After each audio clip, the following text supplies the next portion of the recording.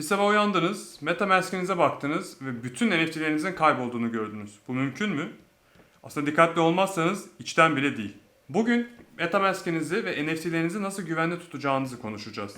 Bu aslında epeydir yapmak istediğim bir videoydu. Çünkü Twitter'da ve Discord'da birçok ünlü kullanıcının, mesela sanatçıların, önemlice bu alanda bilinen artistlerin epey değerli NFT'lerini çaldırdığını zaten okuyordum. Yakın zamanda bir arkadaşım 1500 dolarlık Ethereum'unu çaldırdı. Onun akabinde de artık bu videoyu yapmanın zamanının geldiğini hissettim. O yüzden size bugün nasıl daha dikkatli olabileceğinizi, nelere dikkat etmeniz gerektiğini ve kendinizi nasıl güvende tutabileceğinizi anlatacağım. Bu saldırılar genelde işte o filmlerde gördüğümüz hackingle, yani işte şifrenizi kırarak, onu bularak vesaire gerçekleştirilmiyor. O tarafı hakikaten çok daha zor. Bunları yapmanın çok daha basit bir yöntemi var. Buna phishing diyoruz. Phishing dediğimizde kastettiğimiz, ifade ettiğimiz şey sizin işte bir linke basarak onlara belirli izinleri vermenizi ifade ediyor. Bunun temelde iki yöntemi var şu anda kullanılan. Birincisi bu direct message, DM dediğimiz yöntem. NFT alanını merak ediyorsanız zaten Discord'da muhtemelen oldukça vakit geçiriyorsunuz. Bütün projelerin kendi Discord'u oluyor. Orada neyi nasıl yapacakları, drop nasıl olacak, işte drop sonrası ne planlıyorlar vesaire, her şey orada konuşuluyor. Buradaki ilk yöntem şu: sizin üye olduğunuz Discord serverları üzerinden ilgilendiğiniz projeleri buluyorlar. Ondan sonra da sanki ilgilendiğiniz projeden gelen bir mesajı taklit ederce size bir mesaj atıyorlar. Şu anda onlardan bir tanesine bakıyorsunuz. Mechaverse yakın zamanda drop'unu yaptı. Ben onların Discord'undaydım. Projeyi taklit eden bu mesajda şunu söylüyorlar: elimizde 300 tane mecha kaldı. Aşağıdaki linke tıklayarak bunları mint edebilirsin. Fakat bu linke tıkladığınızda onların kontratıyla etkileşime giriyorsunuz ve cüzdanınıza erişim kazanıp içindeki her şeyi çalıyorlar. Bu yolla kaybettiğiniz NFT'leri veya kripto paraları geri getirmenin bir yolu ne yazık ki yok. Bilmeniz gereken ilk şey, hiçbir projenin size böyle bir mesaj atmayacağı. Projeler yenilikleri, gelişmeleri kendi Discord'larına yazarlar. Bu tarz bir mesaj aldığınızda yapabileceğiniz en önemli şeylerden bir tanesi, hemen bu mesajı size yollayan Discord hangisi ise oraya sağ klikleyip oradan privacy settings altından o serverdan gelecek bütün doğrudan mesajları kapamak. Burada bir şey kaybetmeyeceksiniz. Çünkü dediğim gibi hiçbir proje size doğrudan mesaj atmayacak. Yapabileceğiniz ikinci şey ise bunu report spam yaparak bildirmek ve hiçbir linke bu mesajda dokunmamak. Bunların hayır olma ihtimali yok. Siz işte şansınız yaver gitmedi, bir ödül kazanmadınız, bir çekiliş kazanmadınız. Bu zamanındaki bu şeylere benziyor. E-mail ile geliyordu, işte Afrika'daki amcanızın oğlu öldü, size işte bir Kenya'yı bıraktı falan, öyle şeyler gibi bunlar. Kesinlikle inanmayın, kanmayın. İkinci en yaygın yöntem ise size doğrudan bir NFT hediye etmek veya bir takım coinler göndermek. Bu da şöyle çalışıyor. OpenSea'yi bir açıyorsunuz bir gün, hiç bilmediğiniz bir NFT. Aa diyorsunuz, yine şansım yaver gitti, NFT kazandım. Şimdi bakıyorsunuz işte onun da bir fiyatı varmış. Ben şimdi buradan bunu satarım, nereden geldiyse bu.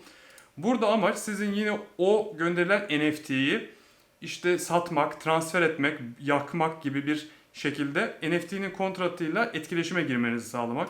Bunu kesinlikle yapmayın. Yine aynı şekilde cüzdanınıza erişim vermiş olursunuz. Buradaki bütün hikaye bu zaten. Bu konuda yapılabilecek en iyi şey, bu tarz bir NFT geldiğinde, ki şu anda 2 tane böyle NFT'ye bakıyorsunuz. Bu tarz bir NFT geldiğinde bunları hide'lamak.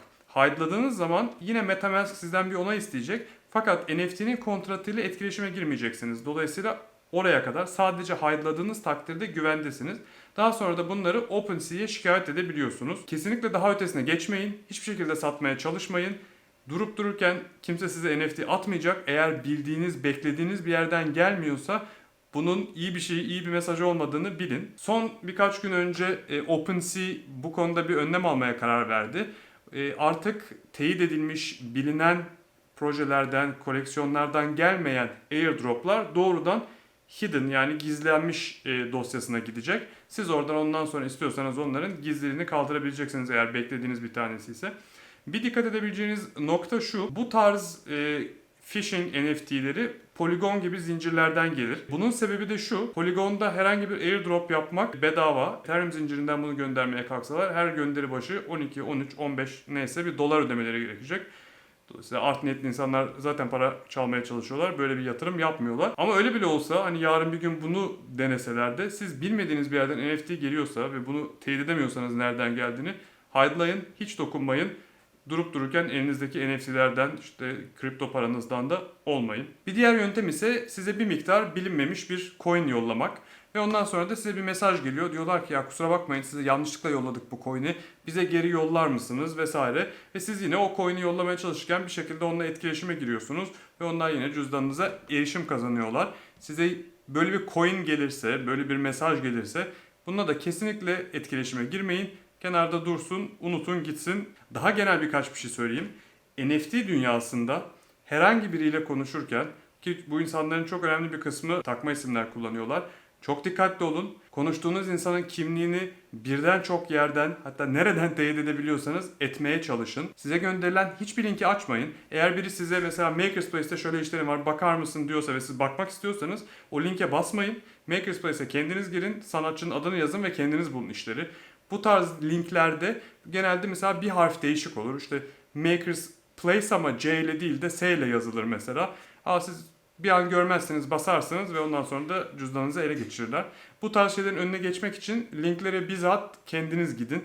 Bu riski kesinlikle almayın. Ve son olarak da eğer cüzdanınızda değerli olduğunu düşündüğünüz NFT'leriniz varsa, yüksek miktarlarda kripto para barındırıyorsanız o zaman Cold Wallet veya Hard Wallet denen bu USB stick gibi cüzdanlar var. Onlardan edinmeyi düşünebilirsiniz. O cüzdanları kullanmak oldukça güvenli. Çünkü artık NFT'leriniz internette olmadığı için, online olmadığı için onları ele geçiremiyorlar hesabınızı phishingle alsalar bile. Dolayısıyla değerli NFT'leri olan insanların önemli bir kısmı artık bu tarz cüzdanlar kullanıyor. Bugünlük benden bu kadar. Bir sonraki videomda hangi NFT projelerine yatırım yapacağımı karar verirken, bir projeyi incelerken nelere dikkat ettiğimi, nelere baktığımı size anlatacağım. O yüzden eğer hala kanala abone olmadıysanız aşağıdan abone olmayı unutmayın. Bir sonraki videoda görüşene kadar kendinize çok iyi bakın.